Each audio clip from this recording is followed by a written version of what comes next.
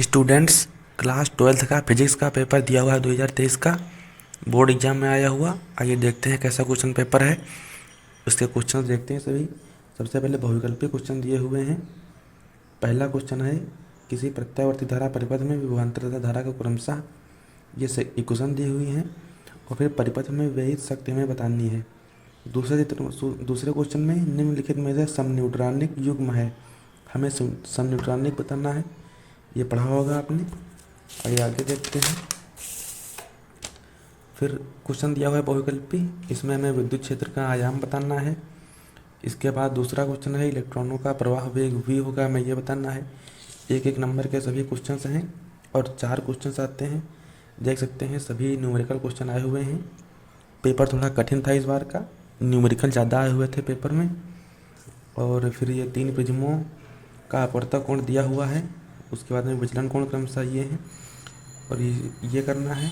फिर वास्तविक नति कोण ये है, तो नति कोण तब tan theta dash by tan theta होता है, ये पूछ रहा है। तो ये हमारे बहुविकल्पीय क्वेश्चन 6 दिए हुए थे। इसके बाद ये देखते हैं। फिर एक एक नंबर के क्वेश्चन दिए हुए हैं शॉर्ट वाले। ये हमें आवर्धन क्षमता का सूत्र बताना है। फिर संट से क्या अभिप्राय है, संट कैपिटल एस से इसको निरूपित करते हैं, ये पढ़ा होगा आपने सब।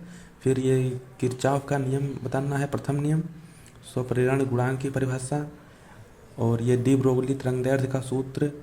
फिर विद्युत द्विध्रुव की अच्छी रेखा पर विद्युत विभव का सूत्र लिखिए, ये सब आपने पढ़ा होगा, सरल सरल से हैं।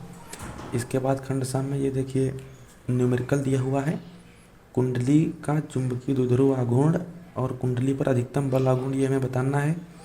फिर उसके बाद में ये हमें सिद्ध करना है। सिद्ध कीजिए नाभिक का घनत्व द्रव्यमान संख्या ए पर निर्भर नहीं करता है, ये बताना है।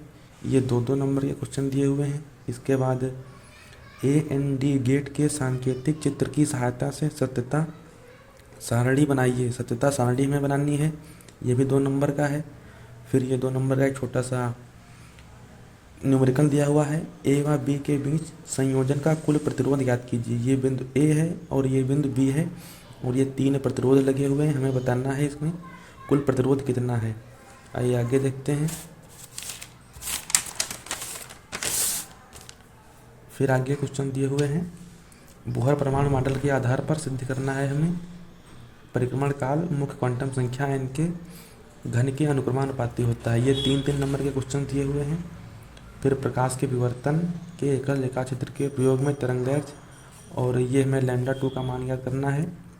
फिर चांदी का कार्यफलन इतने इलेक्ट्रॉन वोल्ट है और ये निरोधी विभव ज्ञात करना है, ये भी न्यूमेरिकल है, ये भी न्यूमेरिकल है। उसके बाद में क्वेश्चन दिया हुआ है, बायो सेवर्ट नियम की सहायता से वृत्ताकार धारावाही कुंडली के केंद्र पर चुंबकीय क्षेत्र का सूत्र प्राप्त कीजिए, ये हमें लिखना है, ये भी 3 नंबर का है। फिर अगला क्वेश्चन दिया हुआ है, धातु के 2 गोलों के व्यास इतने सेंटीमीटर हैं, समान विभव तक आवेशित किया गया है, गोलों के आवेश के पृष्ठ घनत्वों का अनुपात, आवेश के पृष्ठ घनत्वों का अनुपात हमें बताना है, ये भी 3 नंबर का है। फिर अगला क्वेश्चन देखते हैं, क्वेश्चन 5, ये भी सब 3-3 नंबर के दिए हुए हैं। इसमें हमें समांतर प्लेट संधारित्र धारिता का सूत्र बताना है, प्लेटों का क्षेत्रफल A तथा उनके बीच परावर्तित पट्टियों की मोटाई D1 व D2 है, परावर्तितांक क्रमशः K1 और K2 है, ये दिया हुआ है। इसमें हमें धारिता बतानी है। फिर अगला क्वेश्चन दिया हुआ है, न्यूमेरिकल दिया है, एक धातु की क्षण PQ लंबाई 1 मीटर है, टेस्ला, और ये सब हमें बताना है। नीचे दृष्टि ज्ञात कीजिए, क्षण BQ के सिरों पर प्रेरित विद्युत वाहक बल और संधारित्रों पर आवेश, ये क्वेश्चन दिए हुए थे। आइए आगे देखते हैं कौन से क्वेश्चन हैं। फिर ये भी उसी का क्वेश्चन है, संधारित्र की कौन सी प्लेट पर धन आवेश है, ये हमें बताना है कौन से प्लेट पर धन आवेश है। फिर उसके बाद विभव मापी की सहायता से किसी सेल के आंतरिक प्रतिरोध ज्ञात करने का सूत्र व्युत्पन्न कीजिए, ये आपने पढ़ा होगा विभव मापी में, पूरा बाकायदा काफ़ी इम्पोर्टेंट है विभव मापी, अच्छे से तैयार कर लीजिएगा इसको।